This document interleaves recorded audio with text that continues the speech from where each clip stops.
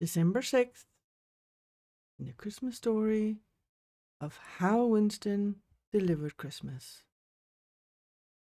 Chapter 6. The Room in the Rafters.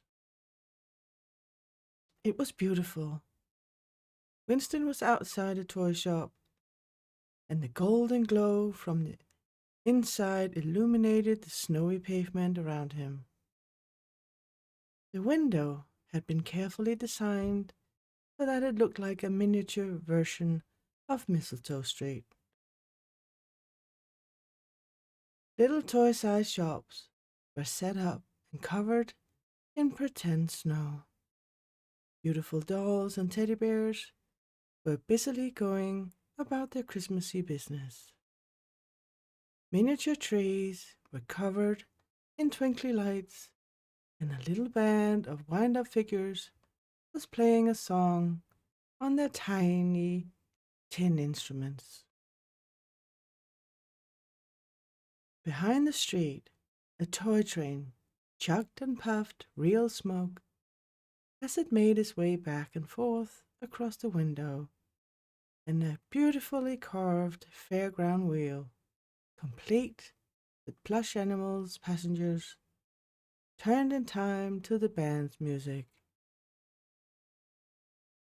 All of this was wonderful, but what Winston couldn't pull his eyes away from was that towering doll's house in the middle of the scene. The front had been opened up so that you could peek in. At its 5 floors, each room had been carefully decorated. Winston stood with his nose pressed against the glass. Through the front door there was a hallway with a beautifully tiled floor and lamps that flickered warmly. A collection of tiny coats was hanging on a coat stand, and some Wellington boots no bigger than thimbles were drying on miniature sheets of newspaper.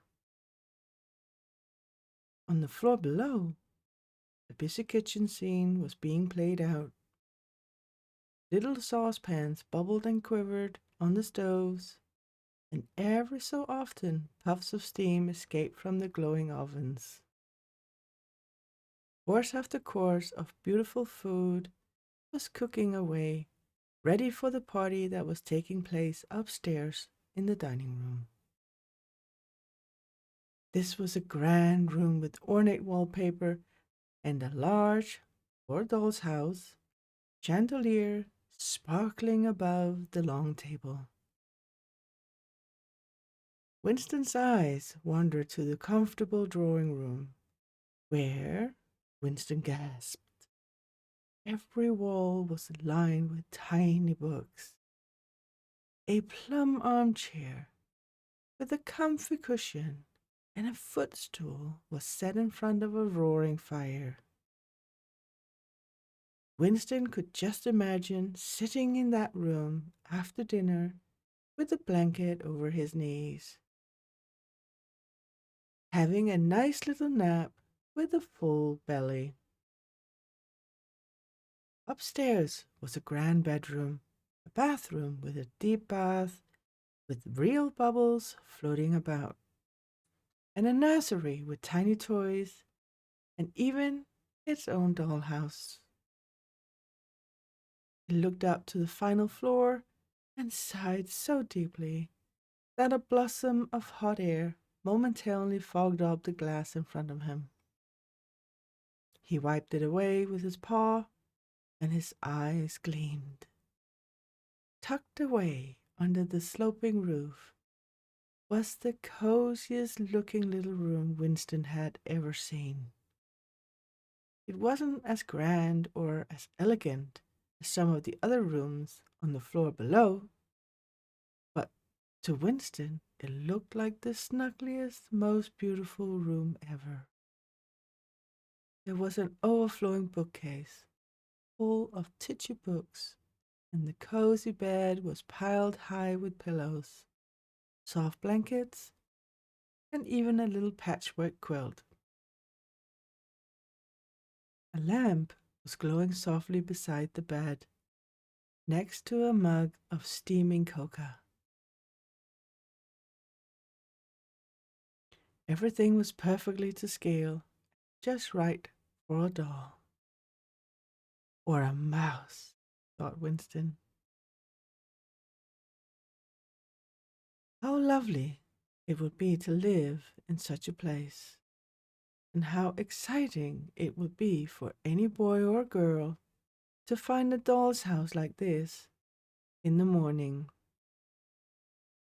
all wrapped up with a big bow tied around the middle. Winston sighed again.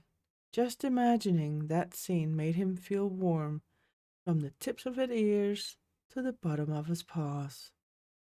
This doll's house would make such a special present for someone. Present? Christmas? Christmas present. Winston shook himself. What on earth was he doing standing here, gawping in window when he had a job to do? Time was ticking away. If he didn't hurry, the little writer wouldn't get any presents at all. With a final glance at the attic room, he scampered off to find out exactly where the North Pole actually was.